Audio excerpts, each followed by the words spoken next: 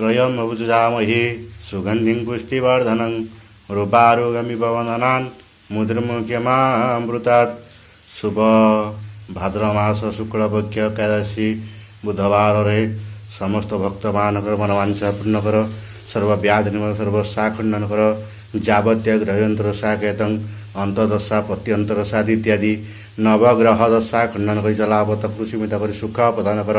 समस्त गुआवसा भक्तमानकर मनस्काम पूर्ण कर प्रभु, संतान प्रदान कर, जावत्य रिष्ट खंडन कर।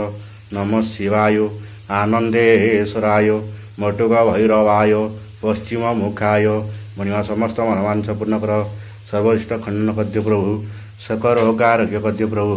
नमः शिवाय ओम नमः शिवाय ओम नमः शिवाय ओम नमः शिवाय।